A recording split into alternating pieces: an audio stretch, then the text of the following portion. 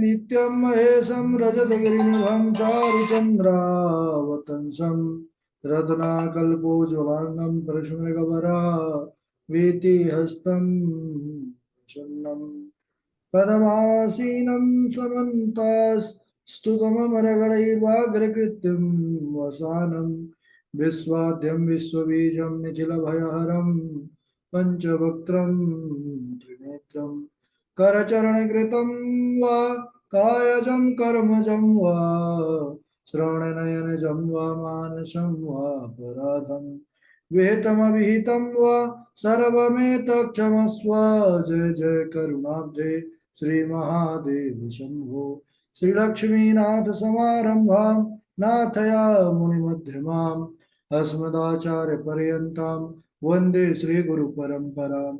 अंजनानंदनम वीरम जानकी शोकनाशनम कपीसमक्षहंतारम वंदे लंका भयंकरम। भक्ति भक्त भगवंत गुरु चतुर्नाम उपवेक इनके पद वंदन किए नासद विघ्न अनेक। बोलिए सांब सदा शिव भगवान की जय। पावन शिव महापुराण की जय। परम मंगलमय परात्पर अखिलेश्वर अचिंत कल्याण गुणगण निधान सर्वेश्वर सर्वाधिपति श्रेष्ठ आचरणवान प्रजा के सुखदाता विज्ञान के पूर्ण ज्ञाता देवाधिदेव जगत नियंता जगदीश्वर पंच तत्वोत्पादक विश्वेश्वर मंगलकर्ता श्री श्याम सदाशिव भगवान के पावन चरणारविंदों पर कोटि नमन नतमस्तक वंदन एवं अभिनंदन। पराम्बा भगवती जगदीश्वरी शंकर शिव प्राणवल्लभा जगत जननी माँ जगदम्बा माता पार्वती जी के पावन चरणारविंदों पर कोटि प्रणति। शिवाय शंभो का यह शब्द में विग्रह शिव महापुराण को कोटि कोटि प्रणाम। समस्त भूतादि सी आराम में शुभ जग जानी करहु प्रणाम जोरे जो गोपाल। हम सबका यह परम सौभाग्य की यह पावन शिव कथा मंदाकिनी पर अवगाहन करने का लाभ प्राप्त कर रहे हैं। सदा शिव की विशेष अनुकंपा और अनुग्रह हम सब के ऊपर बना हुआ है, तभी जाकर के जीवन में ऐसा सद सौभाग्य हम सब प्राप्त कर पा रहे हैं। इस समय हम सब युद्ध खंड पर प्रवेश करके सदाशिव के हाथों से किनका किनका कल्याण हुआ। कल इसके पूर्व में, कल तो अवकाश था, पूर्व में चर्चा चल रही थी कि वह परम प्रतापी वीर जालंधर जो भगवान शिव के ही अंश से प्रकट हुआ था, उन्हीं का अंशी था, रुद्रांश था, वह परम शक्ति से संपन्न होकर के देवता ऋषि मुनि सबको कष्ट देने लग गया। तब महाराज समस्त शक्ति संपन्न होते हुए सदाशिव ने फिर उसको संहार किया। इसके बाद सब देवता बड़े प्रसन्न हुए, क्योंकि जालंधर का आक्रांत ऐसा था कि सब दुखी थे। महाराज उसके मृत्यु को प्राप्त होते ही चारों तरफ आनंद मंगल होने लग गया। सब जगह पर प्रसन्नता छा गई, शीतल मंद सुगंध समीर बह चली और बड़ा सुंदर चारों तरफ का वातावरण हो गया। इसके बाद भगवान नारायण किस प्रकार वृंदा की चिता भूमि पर बैठ करके उनके चिता की राख लपेट करके जो उदास बैठे हुए थे, वे शुद्ध बैठे हुए थे, फिर जगदम्बा की कृपा से त्रिदेवियों ने अपना अपना जब बीज प्रदान किया, उसके बाद उससे वनस्पति या जो है हुई। तीन बीज थे, तीनों बीज से अलग अलग, विधात्री के बीज से धात्री, लक्ष्मी के बीज से मालती और गौरी के बीज से तुलसी हुई। इसके बाद तुलसी जो थी यह भगवान नारायण की विशेष प्रिय बनी और भगवान नारायण फिर वैकुंठ को चले गए। इधर सनकादि कुमार व्यास जी से आगे की कथा का वर्णन करते हैं कि एक शंखचूर्ण नाम का एक और दानव था, जिसे शिव जी ने रणभूमि में अपने त्रिशूल से मारा था। अब आप उसी पावन चरित्र को श्रवण कीजिए। बोले कि यह, व्यास जी ने पूछा कि यह शंखचूर्ण कौन था महाराज? तो कहने लगे कि विधाता के पुत्र मरीचि और उनके पुत्र कश्यप हुए। कश्यप ऋषि की ही सब संतानें हैं, क्योंकि दिति से दैत्य और अदिति से देवता हुए। संपूर्ण सृष्टि में उन्हीं का ही योगदान है। तो ब्रह्मा जी की आज्ञा को मानने वाले थे। दक्ष ने प्रसन्न होकर के अपनी 13 कन्याओं का विवाह कश्यप ऋषि से कर दिया, जिनकी संतानों से संसार भर गया। कश्यप जी की उन स्त्रियों में से एक का नाम था दनु, जो परम साध्वी थी। दनु के बहुत से पुत्र हुए। उनमें एक विप्रचित्त नाम का एक बड़ा पुत्र था, जो बहुत बलशाली था, बड़ा पराक्रमी था, योद्धा था। और उसका दंभ नाम का पुत्र, बोले जो धार्मिक था, विष्णु भक्त था और जितेंद्रिय था, लेकिन दंभ के कोई पुत्र नहीं हो रहा था, इसलिए वह हमेशा उदास रहता था। एक बार उसने अपने गुरु शुक्राचार्य को जाकर प्रणाम किया, निवेदन किया, तो उन्होंने उनको कृष्ण मंत्र प्रदान किया और कहा कि जाओ पुष्कर क्षेत्र में इसका जाप करो। तो पुष्कर क्षेत्र में जा करके दंभ ने, बोले 1 लाख वर्ष पर्यंत तक घोर तपस्या किया। 1 लाख वर्ष तपस्या करते हुए दंभ के ज्वाला से देवता लोग जलने लग गए, ऐसी तपस्या किया उसने। ब्रह्मा जी को साथ ले विष्णु जी के पास सब देवता जाते हैं, जा करके निवेदन किए, महाराज जाइए, ये बड़ा भयंकर समय उपस्थित हुआ है। विष्णु जी ने कहा घबराओ नहीं, मेरा भक्त दम्भ वह बड़ी तपस्या कर रहा है, मैं अभी जाता हूं, वरदान देकर उसकी तपस्या को पूर्ण करता हूं।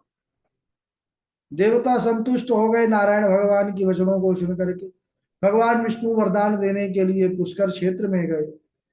दम्भ से वर मांगने को कहा है प्रभु ने। दम्भ ने विष्णु जी से देखा, विष्णु जी बड़े सुंदर हैं, तो उनके समान ही एक बड़ा पराक्रमी और महाबली पुत्र मांगा। विष्णु जी अब वरदान देने को बोल चुके थे, इसलिए उन्होंने कहा ठीक है, तथास्तु, आपको यह मनोवांछित बल प्राप्त होगा और अंतर ध्यान होगा। दम्भ अपने घर को आया है और भगवत कृपा से उसकी स्त्री गर्भवती हुई। उनके अत्यंत तेज से घर प्रकाशित हो गया, क्योंकि भगवान नारायण के ही स्वरूप पुत्र उसने मांगा। भगवान की कृपा, क्योंकि जो पुत्र होगा वह बड़ा पराक्रमी और बलशाली होगा, ऐसा उन्होंने कहा था। तो कहने लगा सुदामा नाम का गोप, जो भगवान का यह प्रधान सेवक था, पार्षद जिसको कहते हैं, गोलोक धाम में था। लेकिन इन सुदामा को राधा जी ने श्राप दिया था कि आपको जाओ असुर योनि प्राप्त हो। फिर उन्होंने भी राधा जी को श्राप दिया, तो 100 वर्ष का भी योग फिर उसी कारण हुआ। तो समय आने पर उस साध्वी ने तेजस्वी पुत्र को जन्म दिया। दम्भ ने ऋषि मुनियों को बुलाया, ब्राह्मणों को बुलाया, जात कर्म संस्कार कराया और उसका नाम पड़ा शंखचूर्ण।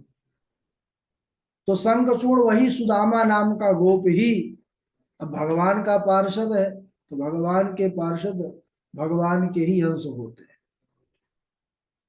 सनत कुमार जी बोले कि इसके बाद वह शंखचूर्ण जो था, महाराज जैगी शब्द महर्षि के उपदेशों को धारण करके वह भी तपस्या करने के लिए निकल पड़ा।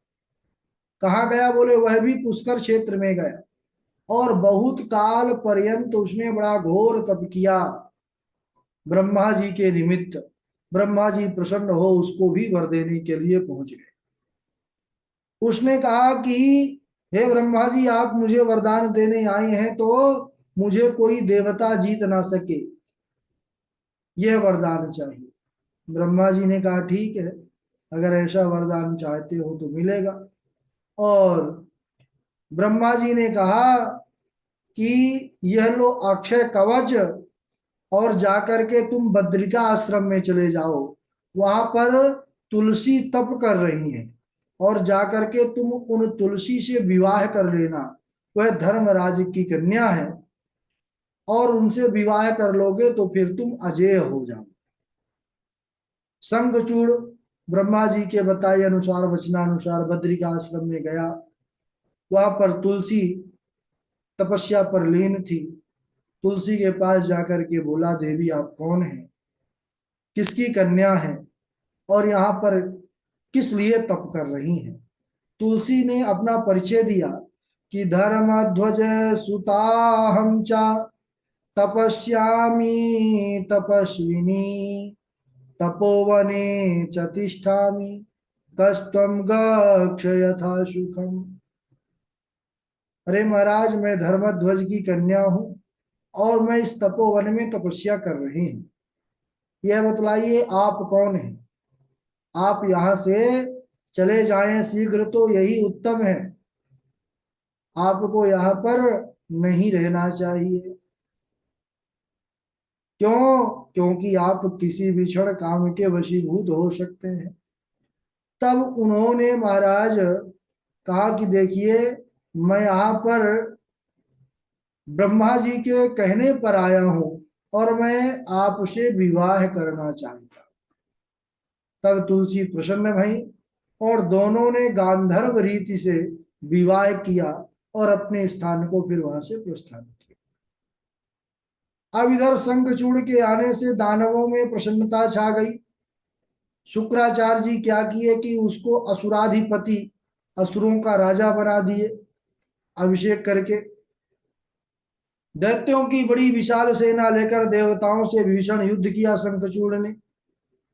और शंखचूड़ की शक्ति के सामने, क्योंकि अब वह महाराज परम शक्तिशाली हो चुका था, देवसेना भगदड़ मच गई, देवसेना भाग गई वहां से, और देवताओं के भवनों पर, देवताओं के स्थान पर इन सब दानवों का अधिकार हो गया।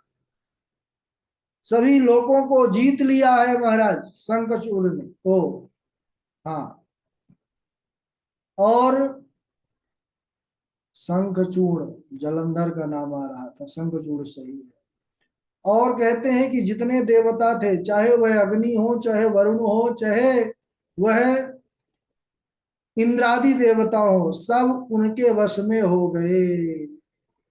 और राज राजेश्वर शंखचूड़ सब पर एक छत्र राज्य करने लग गया। सारे देवता दुखी हो गए। ऋषि मुनियों को साथ में लेकर ब्रह्मा जी के सभा में गए, सब वृत्तांत कहे। महाराज, आप तो वरदान देकर हम सबको चौपट कर दिए। बोले क्यों, क्या हुआ? अरे बोले कि आपने ऐसी स्थिति कर दिया कि अब हमको अपने घर से ही भागना पड़ रहा है। बोले अब हमको बचला बताइए कैसे बचे महाराज।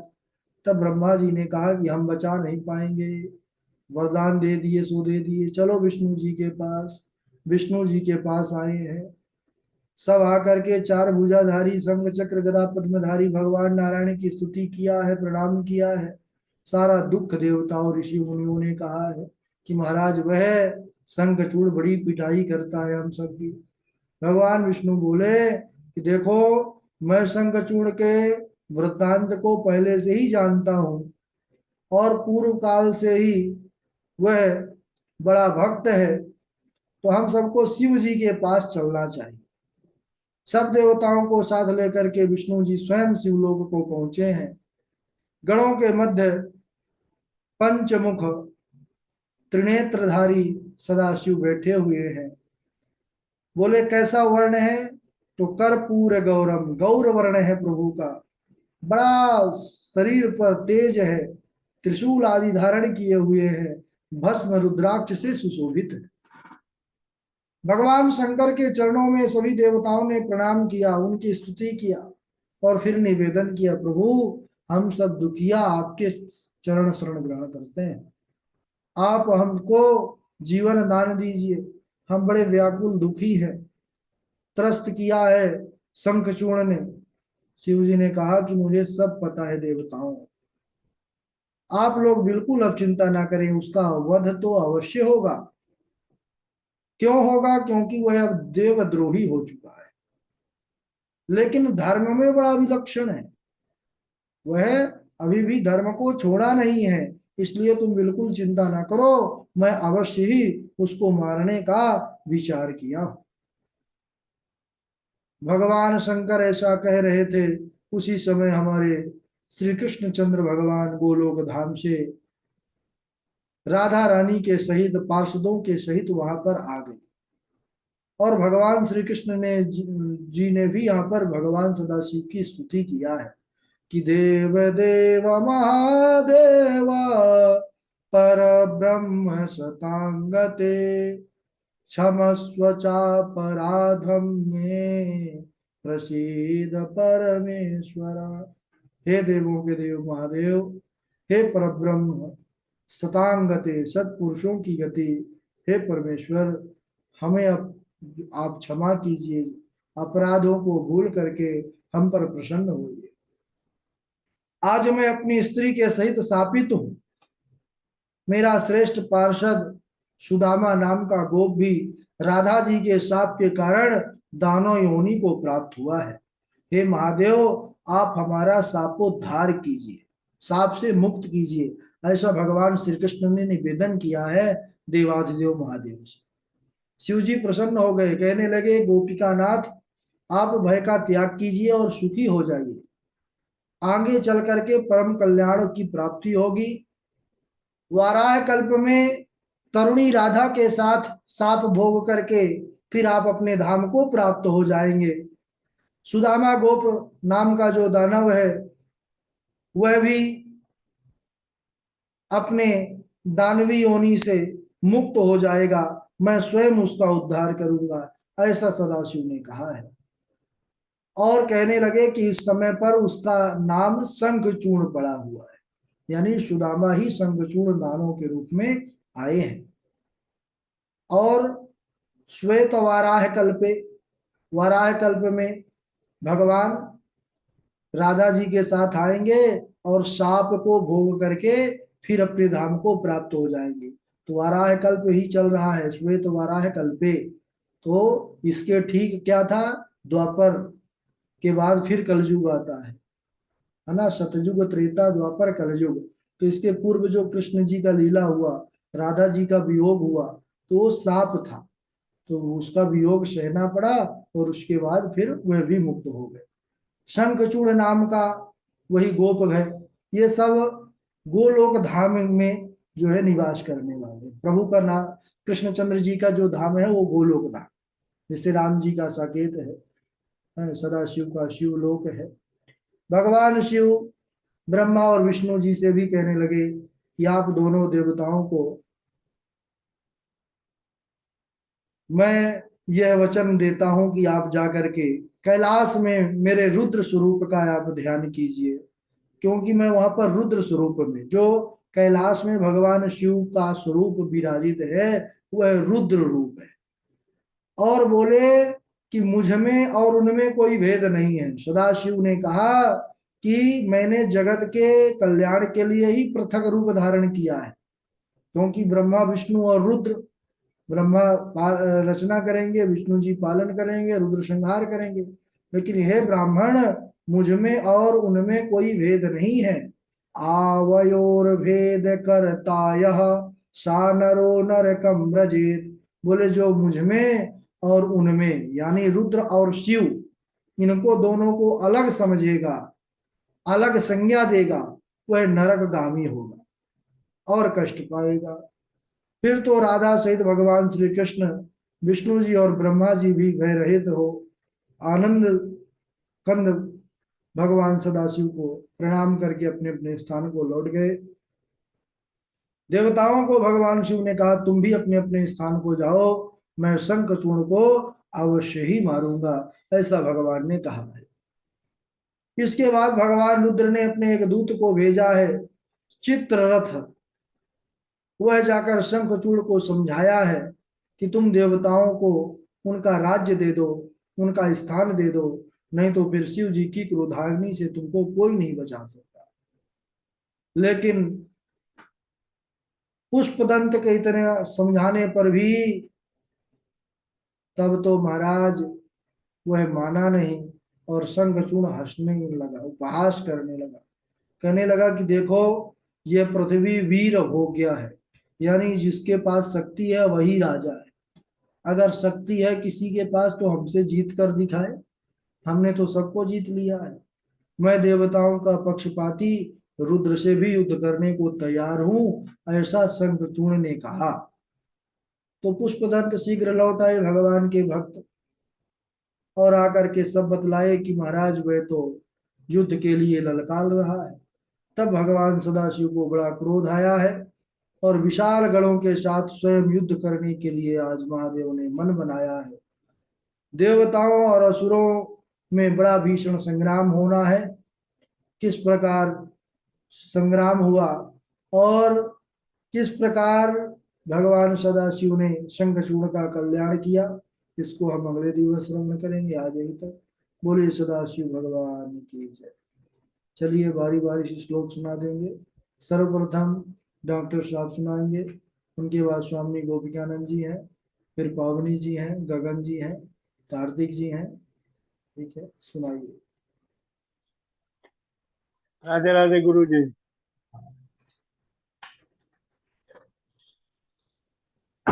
जी जी सुनाए। तत्तेजो निगतम देहात रुद्रे चैलमागमत् बृंदाद देहोद्भवम यद्वत् गौर्य हि विलियम गतम अहमेव त्रिधा भिन्ना तिष्ठामि त्रिविधै गुणै गौरी लक्ष्मी सुरा ज्योति गौरी लक्ष्मी सुरा ज्योति रजय सत्व तमो गुणाई। राधे राधे गुरु जी। हाँ राधे राधे डॉक्टर राधे साहब। गुरु जी। जी जी स्वामी गोपिकानंद जी। यदि भावुकतुष्टोऽसि वरमेतं ददस्व मे मद्भगिन्यां मया सार्धं मद्गहे सगणो वसा सर्वाङ्गसुन्दरी नाम्ना पार्वतीति मनोहर अथ वीरगणे रुद्रो रौद्ररूपा महाप्रभु अभ्यगाद्वृषभारूढं सङ्ग्रामं प्रहसन्निव भवत्या कृपया देवी तद्व्रतं विदितं मया तस्त्रीपातिव्रतं धर्म भ्रष्टं कुरु मदाज्ञया कोपं कृत्वा परं शूले मदाङ्गुष्ठेन लीलया महाम्बसे चकाराशूरथाङ्गं रौद्रमद्भुतं तत्तेजो निर्गतं देहाद्रुद्रे च लयमागत गमत् उमाख्या सा महादेवी त्रिदेव जननी परा मूल प्रकृतिराख्याता सुरामा गिरिजात्मिका अहमेव त्रिधा भिन्ना तिष्ठामि त्रिविधैर्गुणे गौरी लक्ष्मी सुरा ज्योति रजसत्वतमो गुणे। राधे राधे आचार्य जी। हाँ राधे राधे।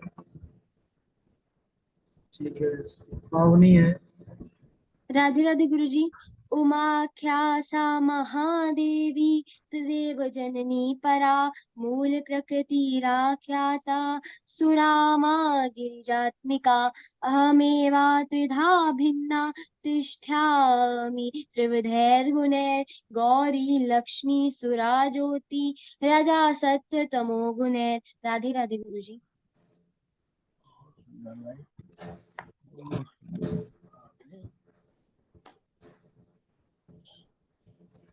कार्तिक जी हैं, नंद जी हैं। जी गुरु जी। राधा पे चरण स्पर्श गुरु जी। हेलो हाँ हेलो। जी गुरु जी। राधा राधा चरण स्पर्श। राइट।